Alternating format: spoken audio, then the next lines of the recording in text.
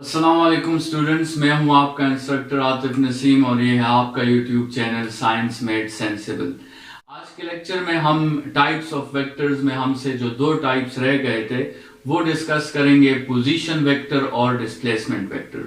Position vector जिस तरह नाम से जाहिर है, position vector gives us the location और position of a point in a coordinate system. Vector जो ओरिजिन से स्टार्ट लेगा और हमें किसी पॉइंट की तरफ ले जाएगा या किसी बॉडी की तरफ ले जाएगा, उस वेक्टर को हम पोजीशन वेक्टर कहते हैं, या उस वेक्टर को आप लोकेशन वेक्टर या पोजीशन वेक्टर कह सकते हैं। पोजीशन वेक्टर को हम आर से रिप्रेजेंट करते हैं और जिस तरह जनरल रिप्रेजेंटेशन में हमने पढ़ा था, हर वेक्टर में दो चीजें होती हैं। हर वेक्टर का मैग्नीट्यूड होता है और आपके साथ हर वेक्टर की डायरेक्शन होती है, और यहां पर हमने डायरेक्शन को आर यूनिट वेक्टर से शो किया है। ठीक है, ये वो जनरल रिप्रेजेंटेशन थी जो आप हर वेक्टर की कर सकते हैं। लेकिन पोजीशन वेक्टर को सिर्फ इस फॉर्म में लिखना जरूरी नहीं है। पोजीशन वेक्टर के हम और भी बहुत से फॉर्म्स निकाल सकते हैं। लेट्स सपोज आपके साथ एक पॉइंट है और वो पॉइंट आपके साथ एक टू डायमेंशनल पॉइंट है, मतलब उसकी x की वैल्यू है और y की वैल्यू है, और लेट्स सपोज वो पॉइंट आपके साथ है a पॉइंट। अभी आप ओरिजिन से स्ट्रेट फॉरवर्ड एक लाइन ड्रा करते हो a की तरफ। ये ओरिजिन लेट्स सपोज O है और आप उस O से A की तरफ एक वेक्टर ड्रॉ करते हो। So this vector is called position vector. ठीक है, ये वेक्टर आपके साथ पोजीशन वेक्टर है और इस वेक्टर में दो चीजें हैं। इस वेक्टर में मैग्नीट्यूड है और इस वेक्टर में डायरेक्शन है। लेकिन जैसे आपको पता चल गया होगा कि ये जो पॉइंट है ये टू डायमेंशनल पॉइंट है, तो इसीलिए इस वेक्टर को, इस पोजीशन वेक्टर को हम यहां पर 2D वेक्टर कह सकते हैं। मतलब ये एक ऐसा वेक्टर है जिसके सिर्फ दो कंपोनेंट्स हैं, क्योंकि ये एक ऐसे पॉइंट को लोकेट करता है जिस पॉइंट के सिर्फ दो कंपोनेंट्स थे, एक उसका x कोऑर्डिनेट था, एक उसका y कोऑर्डिनेट था। तो इसका मतलब इस वेक्टर का भी एक x कंपोनेंट होगा और एक इसका y कंपोनेंट होगा। So this means this vector is a two dimensional vector, या ये एक 2D वेक्टर है। तो अगर ये 2D वेक्टर है तो आप इस वेक्टर को इसके कंपोनेंट्स के फॉर्म में भी लिख सकते हो कि इस R के दो कंपोनेंट्स हैं, एक x है जो x एक्सिस को पैरेलल है, एक y है जो y एक्सिस को पैरेलल है। तो आप इस 2D वेक्टर को इस तरह लिख सकते हो कि x i unit vector plus y j unit vector. अगर आपने इस इक्वेशन से अपने लिए इस पोजीशन वेक्टर का मैग्नीट्यूड फाइंड करना है तो आप ये फॉर्मूला यूज कर सकते हो, जो कि पाइथागोरस थ्योरम का फॉर्मूला है, hypotenuse is equal to base square plus perpendicular square whole under the root. ठीक है। अच्छा, अगर आपके साथ एक पॉइंट 2D पॉइंट नहीं है बल्कि आपके साथ एक पॉइंट 3D पॉइंट है, ठीक है, उसके तीन कंपोनेंट्स हैं x, y और z, मतलब उसके तीन कोऑर्डिनेट्स हैं। वो x एक्सिस पर भी उसने कुछ मोशन की है, y एक्सिस पर भी कुछ मोशन की है और z एक्सिस पर भी कुछ मोशन की है।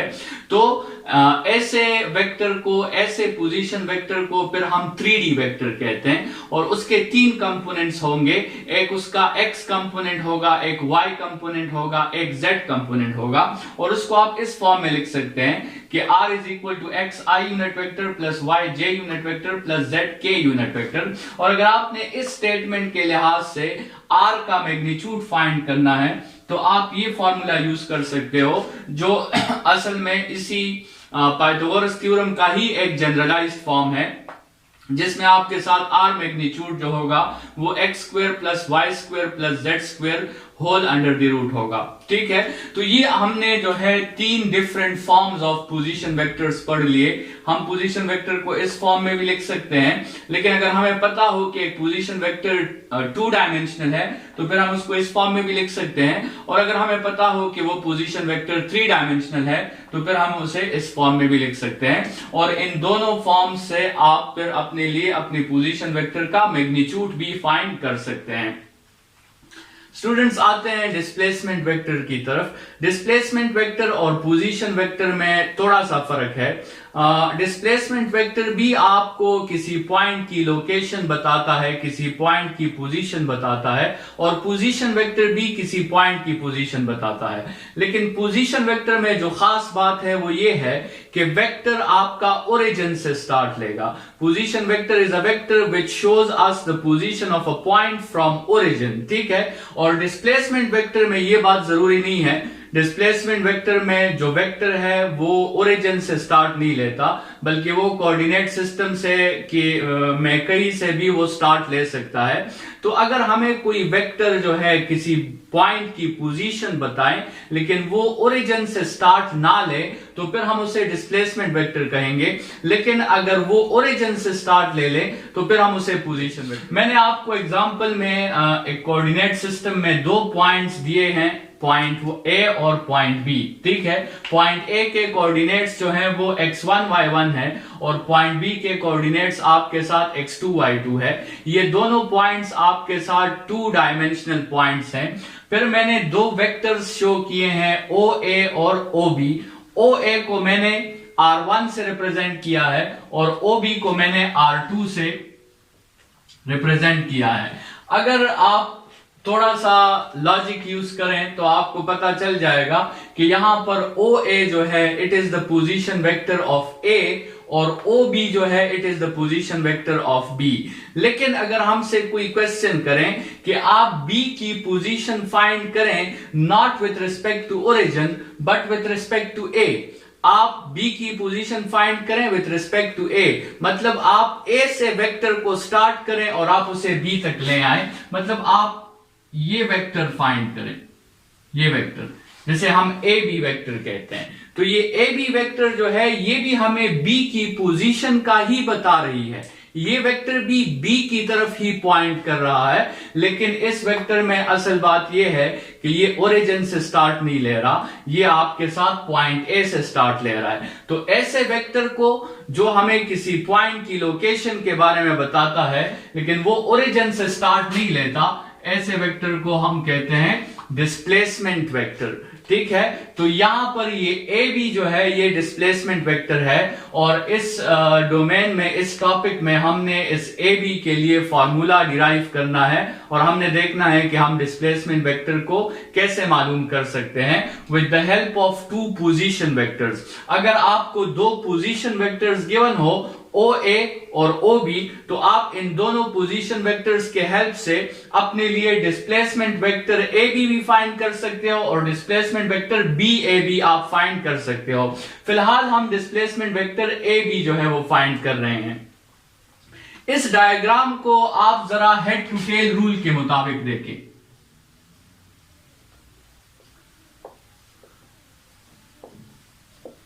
इस डायग्राम को जो यहां पे गिवन है इसमें आप अगर हेड टू टेल रूल के मुताबिक देखेंगे तो देखें हमने जो है सबसे पहले ये OA ड्रॉ किया, OA के हेड पे हमने OB ड्रॉ किया। आप देख सकते हैं सबसे पहले हमने OA ड्रॉ किया, OA के हेड पे हमने AB ड्रॉ किया और ये OB जो है ये इसका रिजल्टेंट है। तो अगर आप हेड टू टेल रूल के मुताबिक इस डायग्राम को देखेंगे तो आप क्लियरली ये कह सकते हैं कि OB is the addition of OA and AB। तो आप ये स्टेटमेंट लिख लें कि OB is equal to OA plus AB। इसमें हमने ऑलरेडी बात कर ली है कि ये OB और OA जो है ये दोनों असल में पोजीशन वेक्टर्स हैं, लेकिन AB क्या है? AB डिस्प्लेसमेंट वेक्टर है। देखिए यहां OB को देखें, OB वेक्टर भी B की लोकेशन को शो कर रहा है और AB वेक्टर भी B की लोकेशन को शो कर रहा है, लेकिन OB वेक्टर ओरिजिन से स्टार्ट हुआ है इसलिए हम इसे पोजीशन वेक्टर कहेंगे और AB वेक्टर ओरिजिन से स्टार्ट नहीं हुआ, A से स्टार्ट हुआ है तो इसीलिए हम इसे डिस्प्लेसमेंट वेक्टर कहेंगे। अभी हमने क्या फाइंड करना है? वेक्टर AB हमने फाइंड करना है। So we can simply use algebraic rules and AB is equal to OB minus OA। अभी OB जो है उसके कोऑर्डिनेट्स आपके साथ है x2 I unit vector plus y2 j unit vector. ये OB के कोऑर्डिनेट्स हो गए, माइनस अपनी जगह पे आ गया। OA के आपके साथ कोऑर्डिनेट्स है x1 I unit vector plus y1 j unit vector. तो ये इसके कोऑर्डिनेट्स आपके साथ आ गए। ये वैल्यू हम जो है x1 i unit vector plus y1 j unit vector. अच्छा सॉरी, ये ठीक है, ये आपके साथ ये स्टेप आ गया। ठीक है, इसके बाद जो है आप अपने लिए सिंप्लीफिकेशन कर सकते हैं। आई यूनिट वेक्टर वाले को इकट्ठा कर दें, जे यूनिट वेक्टर वाले को कंबाइन कर लें और उससे आई यूनिट वेक्टर और जे यूनिट वेक्टर कॉमन कर लें, तो आपके साथ फाइनल स्टेटमेंट आ जाएगी x2 minus x1 i unit vector plus y2 minus y1 j unit vector. ठीक है, एक एग्जांपल के तौर पे अगर हम OA कंसिडर कर लें 3i प्लस 4j और OB हम कंसिडर कर लें 5i प्लस 6j, तो अगर हमने AB फाइंड करनी हो तो हम इस फार्मूला में आसानी से वैल्यूज पुट कर सकते हैं। या शॉर्टकट ये है कि आप x को x से माइनस करें और y को y से माइनस करें, तो 5 माइनस 3 आपके साथ 2i और 6 माइनस 4 आपके साथ 2j रह जाएगा। तो ये जो डिस्प्लेसमेंट वेक्टर आपके साथ होगा it would be 2i plus 2j। 2i मतलब 2 वो कंपोनेंट है जो x एक्सिस को पैरेलल है और 2j का मतलब 2 वो कंपोनेंट है जो y एक्सिस को पैरेलल है। तो डिस्प्लेसमेंट वेक्टर को आप फाइंड कर सकते हैं with the help of 2 position vectors. ठीक है, 2 पोजीशन वेक्टर्स के थ्रू आप डिस्प्लेसमेंट वेक्टर को फाइंड कर सकते हैं। आपने सिर्फ अपने लिए ये स्टेटमेंट बनाना है और ये स्टेटमेंट जो आप बनाएंगे ये according to head to tail rule आप ये स्टेटमेंट अपने लिए बनाएंगे और आपने देखना होगा कि कंपोनेंट्स कौन कौन से हैं और रिजल्टेंट कौन कौन से हैं। एक दफा ये स्टेटमेंट आपने बना लिया तो फिर इस स्टेटमेंट से आप आसानी से पोजीशन वेक्टर भी फाइंड कर सकते हैं और डिस्प्लेसमेंट वेक्टर भी फाइंड कर सकते हैं। लेट्स सपोज यहां पर अगर हम एक एग्जांपल लिख लें, फर्ज करें आपके साथ ये कुछ वेक्टर्स हैं,